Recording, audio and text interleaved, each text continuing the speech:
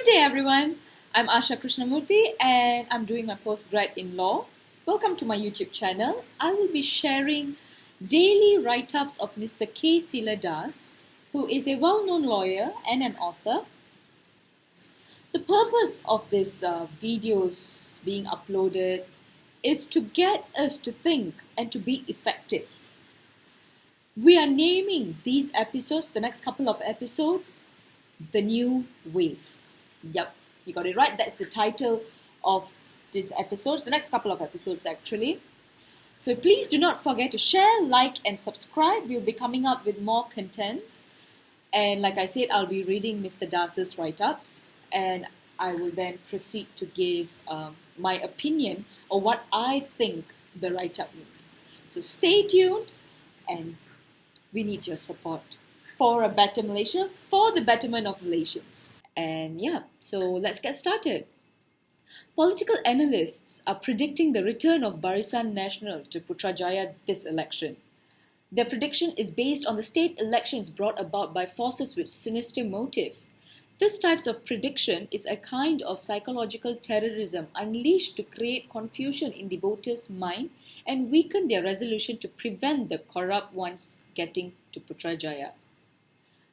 Be determined to brave the rain, brave the floods and every form of obstacle and vote against those who accumulated wealth by cheating the country. Be safe, be brave to say no to corrupt ones. Save the country, vote for a corrupt-free Malaysia. Well, in this write-up, if you're a Malaysian and you have been following up and reading the latest updates of what's happening in Malaysia, the news and whatnot, you might have an idea as to who Mr. Dass is referring to. And in all honesty, if you ask me, in every country there will always be one corrupt person. But with that one corrupt person, that person's intention, the corrupt person's intention, that can bring down the whole country. And that is what happened to Malaysia. As you know who we are talking about, that person has actually made a mockery out of our justices. So you're trying to tell me that our justices who have actually been there and who have actually closely analyzed every single detail of the case, you're saying that they have made an error or they have erred. I do not know what to say. I mean, I am speechless when it comes to that. I am really, really speechless. And that leads us to Mr. Dass's second write-up. As I said, I'll be reading his write-ups because I have printed them all. I hope you all can hear me because it's actually raining very heavily out there. Who in their proper state of mind would set the dates for the general election during a monsoon season? Think, what is their motive? Like he said, sinister motive. The second write-up of Mr. Dass is, there must be an end to the mockery of justice. Any wrong decision by the police could only perpetuate injustice in every sphere of our lives. You got to find out whether the parties seeking your vote are still clinging on to their past views and are unwilling to move on to the new phase of national life that all Malaysians deserve a better life. Seek better life for all Malaysians. In regards to this write-up, what I think of this write-up or what I can relate to this write-up is our former Prime Minister Najib Razak. He made a mockery of our justice. He did. He most certainly did. 5 justices in the highest court of the land, you are saying they have erred and you have now applied for a royal pardon.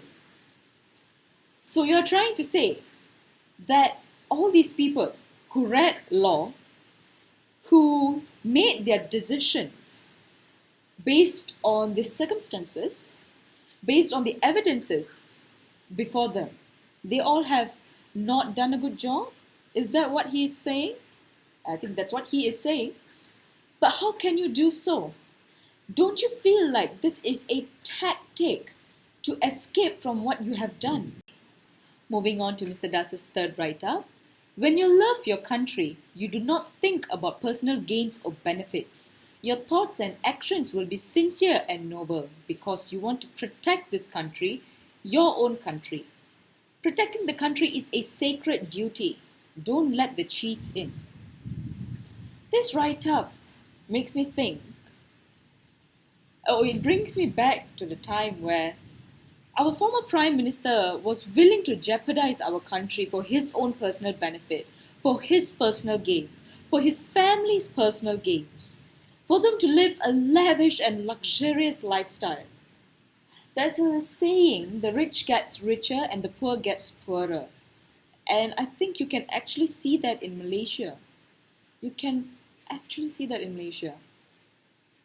It's a very sad thing to say, but we do have many people in our country, many of them, who are willing to sacrifice our country for their own benefit.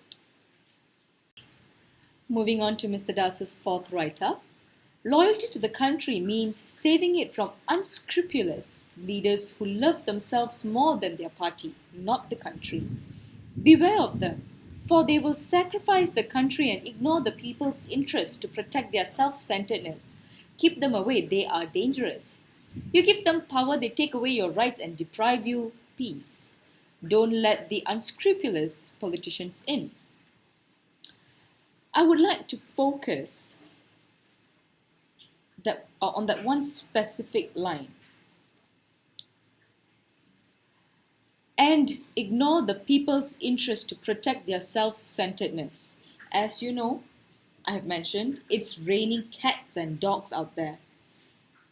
And knowing that it's the monsoon season, you still called in for a general election. Is that fair? Have we thought about those who live in rural areas? How is it going to be it's going to be flooding over there. There's going to be flood. There's going to be destruction of their homes. Don't get me started with Sri Muda. It was flooding the other day as well. So they are actually they have their own agenda. They have something at the back of their mind, and that is why they called for this general election during the monsoon season, because they are self-centered. They really are self-centered, and they are not loyal to their country, they are loyal to their party. They most certainly are loyal to their party. At the end of the day, they would want their party to actually go forth and rule, isn't it? So of course they are loyal to their party, not their country. They don't care about people.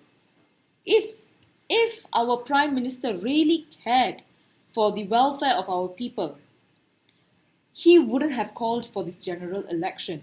He would have waited. Because why? Our people's welfare is more important than this selfish people's agenda.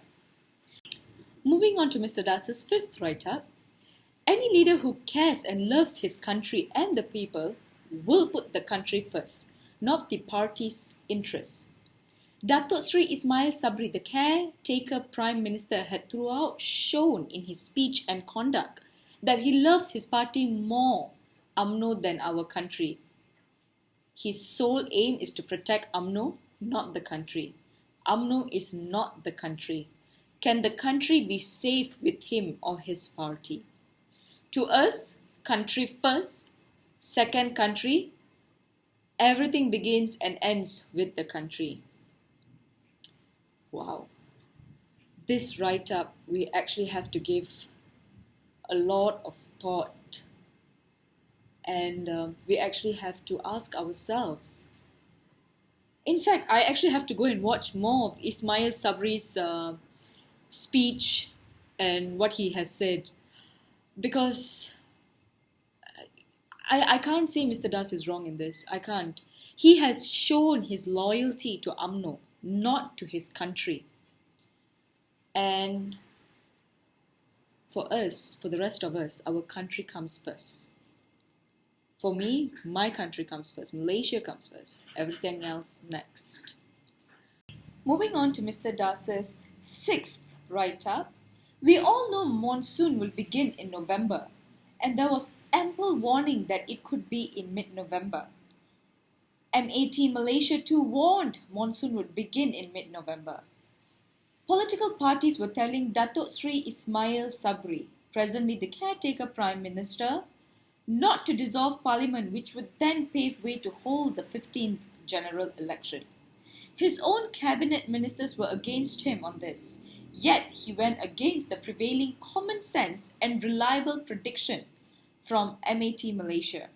And now, MAT Malaysia says that the monsoon could begin earlier than it had predicted. In fact, it had begun on 7th of November. These developments had prompted Ismail Sabri to announce that the Election Commission can stop, in fact postpone the elections if the situation so warrants. He now talks about worsening floods. He had all the information and valid reasons not to act in the manner he did, advising the young Di-Pertuan Agong to dissolve the parliament. He was boasting about how he had given bullets to his party, presumably to fire at the opposition. Perhaps he may have realized that the bullets are after all empty ones. My dear folks, I leave it to you to decide on this man's, Ismail Sabri's, caliber. Did he think about the people and the difficulties they will encounter? No, he was thinking about power. He was thinking about saving his cronies, his masters. Never let corrupt politicians in. As I just said, it's raining cats and dogs out there. And I think this article speaks for itself, ladies and gentlemen. We do not need... This article is just there, and it makes a lot of sense. It makes a lot of sense. I even spoke about how people in the rural areas would be affected by this, flash floods, and, their homes being destroyed due to the floods and whatnot. This is the end of episode 1 of The New Wave. We will meet for episode 2, and I will upload that video soon. Ladies and gentlemen, please don't forget to like, share and subscribe to this channel. We will be coming up with more contents, and your support is definitely needed. Thank you very much, and have an amazing rest of the day ahead, ladies and gentlemen. Take care.